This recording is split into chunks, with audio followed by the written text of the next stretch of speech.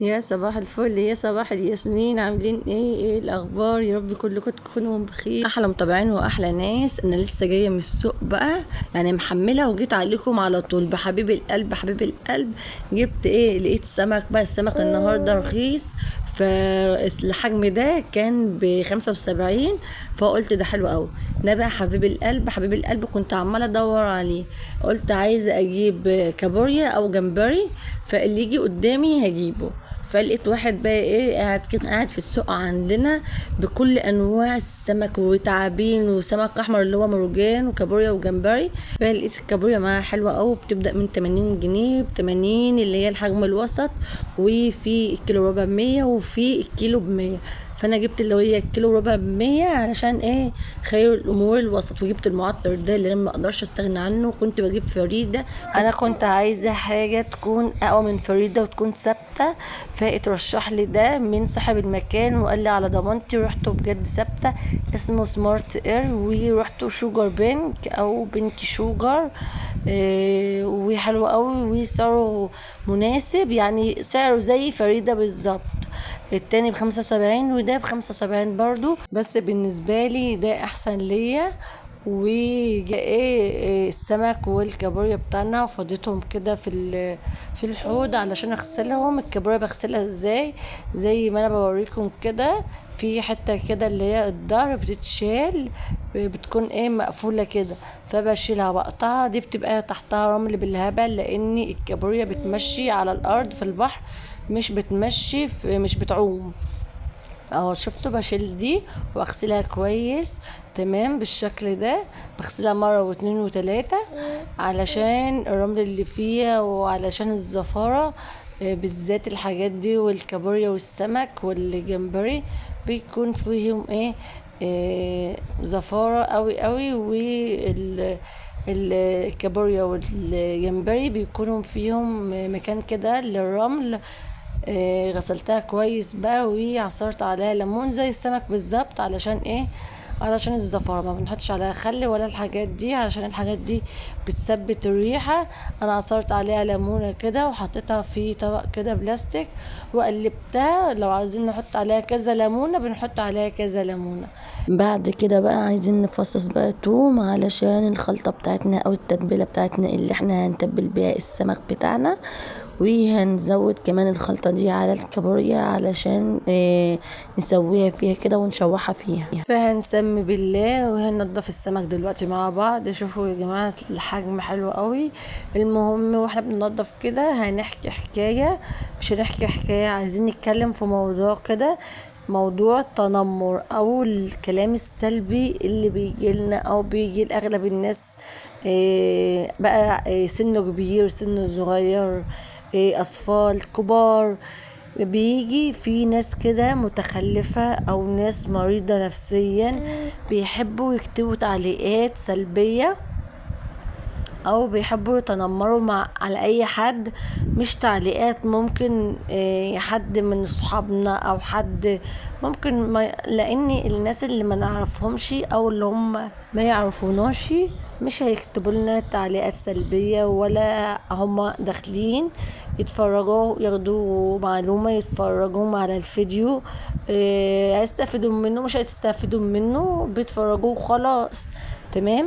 ده الناس الغريبة. الناس بقى القريبة، الناس اللي هم القرايب الأصدقاء، الناس اللي عارفيننا جيراننا، أي حد بيعرف اللي احنا بنعمل فيديوهات، أي حد بيعرف اللي احنا مثلا، لو حتى مش أنا مش بقول على نفسي، أنا بقول مثلا على أي حد تاني أو أو شاب تمام، أنا أو ولد أو بنت أو شاب أو كده، يعني هيقولوا لنا تعليقات علشان مثلا هو حاسس بنقص، فبيداري النقص اللي عنده بالكلام علينا او الكلام على حد تاني غيره. فالناس دي بتكون عندها نقص يا جماعة. فعلشان بس انا بتكلم في الموضوع ده علشان حصل موقف قدامي تمام. في حد اتعرض للتنمر ونفسيته ما كانش احسن حاجة، لان التنمر او الكلام السلبي من كذا شخص ده كفاية انه يدمر شخص او يدمر نفسية شخص. ولا وكمان اللي هو بيهز ثقة الشخص ده، بيخليه يبعد عن الناس، ما يحبش التجمع، ما يحبش اللي يختلط بحد.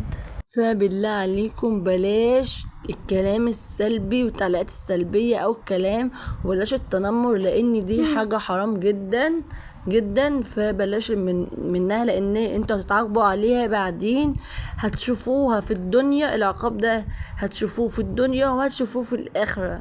يعني مش هتستنوا بس للاخرة، لا، العقاب ده ممكن يجيلكم اي حاجة برضو هتدخلكم نفس النفسية اللي انتوا دخلتوها للشخص ده، هتتعرضهم لأي حاجة، نصيبة، مشكلة، أي موضوع هيوصلكم لنفس درجة النفسية اللي انتوا وصلتوها للشخص ده. انا بقول للناس دي بلاش بلاش بلاش السلبي منكم، ارحموا فترحموا، ارحموا ما في الارض يرحمكم ما في السماء. ويا رب الناس كلها تسمع الكلمتين اللي انا قلتهم دول. وبس هقول لكم بقى انا عملت ايه. انا نضفت السمك، والتنظيف بتاع السمك رميته للقطط، عندنا القطط تحت البلكونه، فبرمي لهم التنظيف بتاع السمك، بيستنوا كده التنظيف، اي حد يرمي لهم اي تنظيف سمك او اكل وكده، فانا رميته لهم. وبقى ايه، شطفت السمك كويس جدا جدا جدا، وغسلته بالليمون، وبعد كده صفيته من الميه بتاعته. اخدت بقى واحده واحده كده سمكايه سمكايه، وتبلتها كويس بالتتبيله بتاعتنا او بالحشوه بتاعتنا، حشينا بطنه.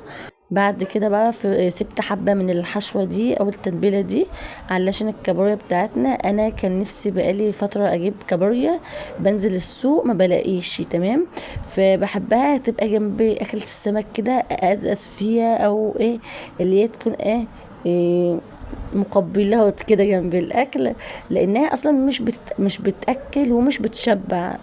وانا جايباها وسط علشان تبقى جنب الاكل كده ازازه، تمام. حطيت بقى التتبيله دي كلها على الكابوريا بتاعتنا، وقلبتها وشوحتها بقى على النار كده لحد لما لونها بقى برتقاني كده، ونزلت عليها بفلفل وكمون وكزبرة ناشفة، ومع الثوم المهروس والفلفل المهروس، وبس كده. ونزلت عليها بالمية بتاعتنا وسبتها تغلي. هنا بقى قلت لازم اكل السمك، بحب قوي الرز اللي هو ببصل، مش عارفه بقى صيادي ولا رز بقى مش عارفه، في رز الصياديه وفي رز ببصل، انا مش عارفه بقى انهي واحد. في رز بطماطم، تمام، وفي رز ببصل. انا بعمله ببصل، وساعات بعمله ببصل وطماطم، بقطع فيه مكعبات طماطم برضه، يعني انا بعمل اللي احنا بنحبه. قطعت بقى بصلتين كبار كده. وبحب الرز ده جنب السمك المقلي، بيبقى خطير خطير خطير. طالما انا هقلي السمك بتاعنا بتاع النهارده، فقلت بقى لازم نعمل الرز اللي هو اللي البصل ده البني ده، شوية زيت بقى وحتة سمنة، ونزلت بقى بالبصلة بتاعتنا.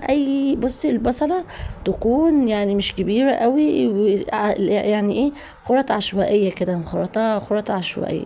وقلت هنزل فيها كمان فلفل اخضر. كنت هنزل فيها طماطم لاني بحبها بالطماطم قوي، تبقى الرز كده بصل. والبصله يا جماعه بتاع الرز اللي هو الصياديه، او الرز اللي هو بصل اللي هو البني جنب السمك المقلي، بيكون البصله لازم تغمق شويه شويه كده. يعني في ناس تقولك البصله دي محروقه، لا، ده وشكم اللي محروق، نيتكم اللي محروقه، مش البصله ما تتحرقش ابدا.